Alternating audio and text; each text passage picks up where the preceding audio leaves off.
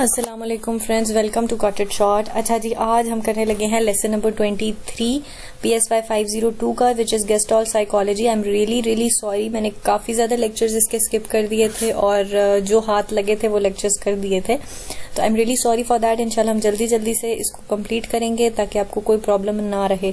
अच्छा जी, कुछ important points हैं जिनको डिस्कस करेंगे, उससे पहले प्लीज़ चैनल को सब्सक्राइब कर दीजिएगा। आप बहुत सारे लोग छुप के देख रहे होते हैं, मुझे यूट्यूब वाले बताते रहते हैं, लेकिन आप लोग मुझे सब्सक्राइब नहीं करते, बड़ी ज्यादती है। ठीक है जी, coming to the point. Gestalt psychology में अच्छा नहीं, हम क्या बात करने वाले थे, हम ये बात करने वाले थे कि एक तो आप इनकी बर्थ और डेथ डेट में मत पढ़िएगा, प्लीज मत पढ़िएगा। अगर आप वो याद करने पहले सबसे बैठ गए तो आपका सारा काम चला जाएगा, इसलिए वो उनके मतलब एमसीक्यूज नहीं आता। आप उनकी बर्थ डेथ डेट को इग्नोर कर सकते हैं, डेट्स को आप टोटली इग्नोर कर सकते हैं। जो इंपॉर्टेंट डेट्स हैं वो मैं आपको बता दूंगी, जो नहीं है इंपॉर्टेंट उनको आप इग्नोर कर सकते हैं। उनकी जो पास्ट हिस्ट्री है कि कौन जर्मनी में पैदा हुआ, कौन कहाँ पैदा हुआ, वो आपके लिए जरूरी नहीं है। आपके लिए जरूरी है कि आपको पता हो कि गेस्टॉल साइकोलॉजी का एक ग्रुप है, ठीक है, ये एक स्कूल ऑफ थॉट है और इसमें आपके पहले हमने कुछ पर्सनालिटीज पढ़ी हैं, लेकिन अब आपके सिलेबस में जो आती हैं गेस्टॉल साइकोलॉजी की वो वुल्फगैंग कोहलर और कर्ट कोफका हैं। ये दो आपके पास गेस्टॉल साइकोलॉजी के हैं। तो जब आपसे पूछा जाए कि वुल्फगैंग कोहलर का नाम आ जाए और पूछा जाए कि किस स्कूल ऑफ थॉट के हैं, तो आपको ये पता होना चाहिए। तो आप एक हेडिंग लिखेंगे गेस्टॉल साइकोलॉजी, उसमें आप उसके पर्सनालिटी के नाम लिखें, फिर अगली हेडिंग और उसमें उसकी पर्सनालिटी के नाम लिखें, ताकि आपको डिविजन्स याद रहें। जब आपको ये भी पता होगा कि कौन सी पर्सनालिटी के स्कूल ऑफ थॉट की है, तो आपको उनका काम थोड़ा याद आ जाएगा। ठीक हो गया जी।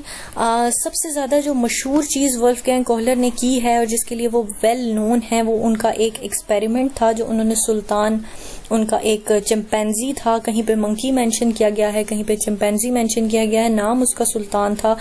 उसको इन्होंने यूज किया था for the experiment of problem solving इन्होंने की थी। और उसके बाद इन्होंने वो किताब लिखी थी गेस्टॉल साइकोलॉजी पे भी और मेंटालिटी ऑफ एप्स पे भी। ठीक है, ये इन्होंने दो जो है वो हमारे पास किताबें हैं इनकी जो लिखी हुई हैं। एप्स भी जो है वो आप कहते हैं चिंपैंजीज की ही, वो उसी टाइप के किस्म के, आप सर्च कर सकते हैं, आपको उनकी इमेज मिल जाएगी, आपको समझ आ जाएगा। ठीक है, इन्होंने इनके मुतालिक इन पे एक्सपेरिमेंट किया था प्रॉब्लम सॉल्विंग का, और फिर इन्होंने इनके मुतालिक ये दो किताबें लिखी थी, गेस्टॉल साइकोलॉजी की और मेंटालिटी ऑफ एप्स की। ठीक है, इसमें इन्होंने ये किया था कि 2-3 एक्सपेरिमेंट, सीरीज ऑफ एक्सपेरिमेंट्स किए थे। इन्होंने सुल्तान को भूखा रखा और उसको इन्होंने एक केज में बंद कर दिया। एक दफा इन्होंने उसको उससे काफी दूर चीज रखी और उसको छोटी मुख्तलिफ साइजेस की स्टिक्स दे दी। बनानाज हैंग किए, according to many books bananas hang किए दूर उससे, और उसको स्टिक्स के छोटे साइजेस मतलब मुख्तलिफ साइजेस के स्टिक्स पकड़ा दिया। अब कोई भी स्टिक डायरेक्टली बनानास तक नहीं पहुंच रही थी। He tried his level best. और फिर क्या हुआ, अचानक से उसको आइडिया आया, इंसाइट हुई, मतलब इंसाइट है कि आपको अचानक एकदम एक आइडिया हिट करता है, वो इंसाइट होती है, प्रॉब्लम थ्रू इंसाइट। ये मंकीज भी करते हैं, ये इंसानों में भी ये चीज होती है कि जब आप बहुत देर तक एक प्रॉब्लम पे सोचते हैं तो एट टाइम आपको उसका एक सडनली आपको उसका हल मिल जाता है, एकदम से उसको हल मिल जाता है। तो फिर एट द एंड उसको ये रियलाइज हुआ कि अगर मैं इनको आपस में ज्वाइन कर दूंगा तो मैं वो बनानाज हासिल कर सकता हूँ। उसने कर लिए। फिर एक और एक्सपेरिमेंट यहाँ कई जगह पे मेंशन किया जाता है, बेसिकली ये सीरीज थी, काफी ज्यादा हुआ इसमें।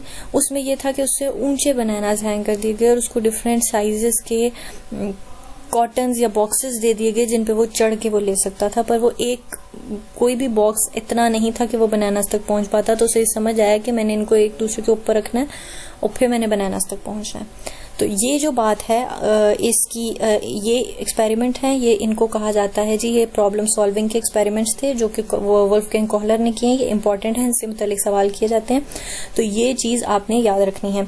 उसके अलावा इन्होंने एक और कॉन्सेप्ट दिया है आइसोमॉर्फिज्म का। आइसोमॉर्फिज्म जिसको ये कहते हैं वो ये होता है कि इंसान जो चीजें देखता है और जो चीजें उसके दिमाग में होती हैं वो फर्क है। ठीक है, मैं यहाँ से पढ़ के बताती हूँ। Which means that there is a kind of mental map of the object and environment and this mental map helps in learning by insight. The mean that in the mind of individual there is a map which according to him is the explanation of the thing around him। मतलब ये कि अगर जो आपके नजदीक चीज है, जरूरी नहीं है कि आपको एज इट इज समझ आई हो, वो इंसान का एक अपना माइंड है, एक अपना माइंड का मैप है जिसके अकॉर्डिंग वो चीजों को अपने तरीके से, मुख्तलिफ तरीकों से समझता है।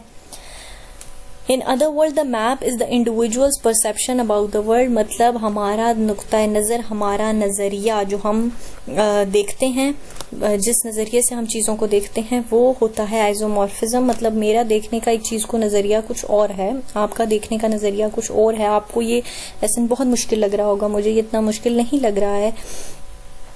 आपको कोई चीज़ें इसमें याद रह गई होंगी, मुझे कुछ चीज़ें याद रह जाएंगी। मतलब it's all about the game of mind. Second personality है हमारे पास जी कर्ट कोफका। कर्ट कोफका भी जो है वो हमारे पास गेस्टॉल साइकोलॉजी से ही ताल्लुक़ रखने वाले हैं।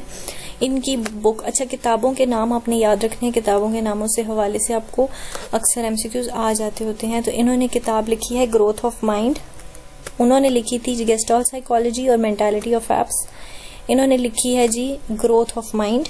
और ये बहुत ज़्यादा इसको इम्पोर्टेंट समझा जाता है गेस्टॉल साइकोलॉजी के कॉन्सेप्ट में। इनकी इस किताब की बहुत ज़्यादा वक़्त है, बहुत ज़्यादा अहमियत है, इसलिए इसका नाम आपको पता होना चाहिए। इन्होंने भी आइसोमॉर्फिज्म का ही कॉन्सेप्ट दिया है। मतलब इन्होंने कहा है कि जो जैसी असल में चीज़ें होती हैं और जो हमारे माइंड में परसेप्शन होता है वो मुख्तलिफ होता है। जोग्राफिकल फील्ड और फील्ड ऑफ एक्सपीरियंस जो है वो है जो हम एक्सपीरियंस करते हैं, और जोग्राफिकल फील्ड हमारा अपना नज़रिया है, हमारा माइंड का मैप है जिसके अकॉर्डिंग हम चीज़ों को समझते हैं।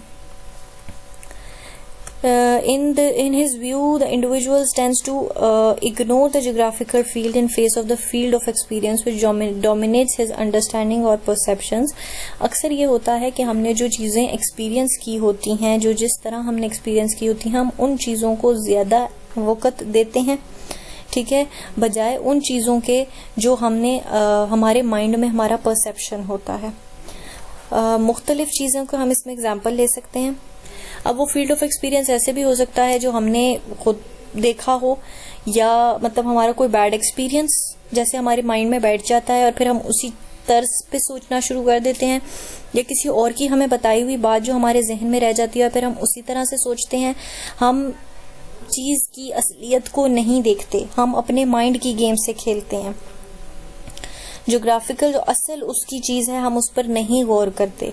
एक्सपीरियंस आपका खुद का भी हो सकता है, किसी का भी आपके माइंड में क्रिएट किया हो सकता है। वही कॉमन एग्जांपल हम यहाँ पे यूज़ करेंगे कि अगर आप गार्डन में वॉक के लिए जा रहे हैं और आपको कोई कहता है कि गार्डन में स्नेक्स हैं, तो अगर आपको कोई रोप भी नज़र आएगी तो आप उसको समझेंगे कि ये स्नेक है, क्योंकि आपके माइंड में जो फील्ड ऑफ एक्सपीरियंस क्रिएट किया गया है वो ये है।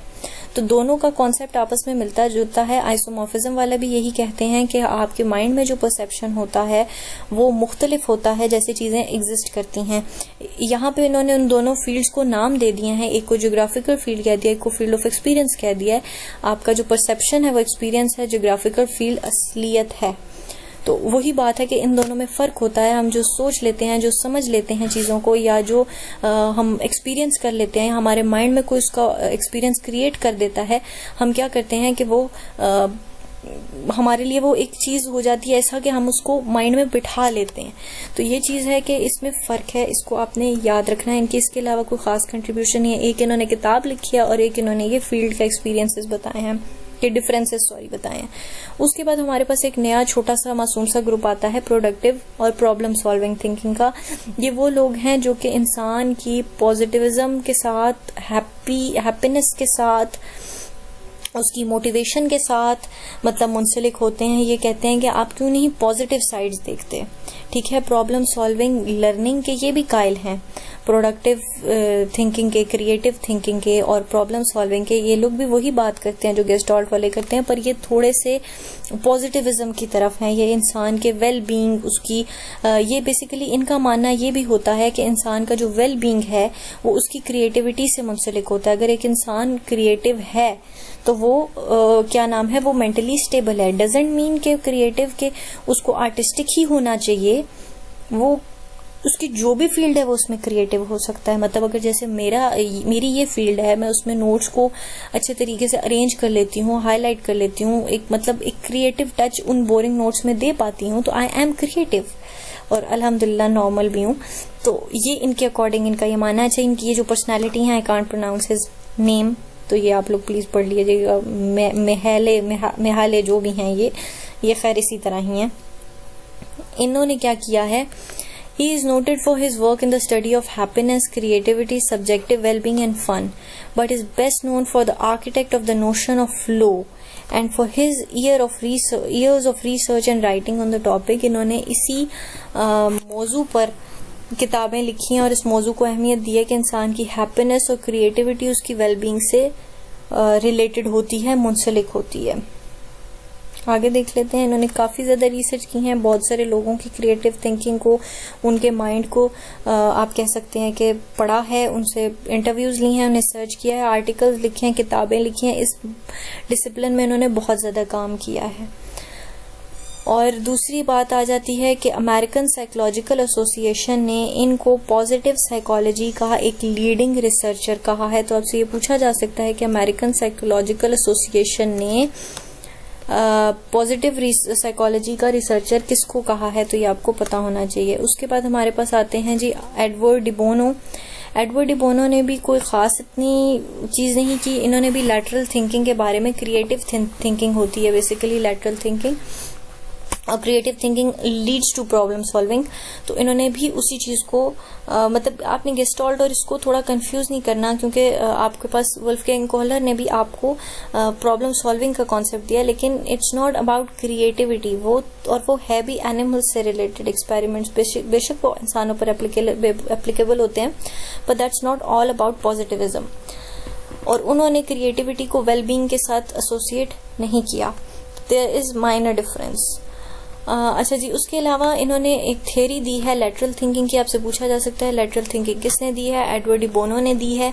इन्होंने कहा है कि आप प्रॉब्लम सॉल्विंग और थिंकिंग, क्रिएटिव थिंकिंग कर सकते हैं. उसके लिए आपको कोई काम करने होते हैं, कुछ एक्सरसाइजेस करनी होती हैं. वो क्या है कि आप क्वेश्चंस करते हैं. बहुत ज़्यादा क्वेश्चंस करने वाले लोग ज़्यादा क्रिएटिव सोच पाते हैं.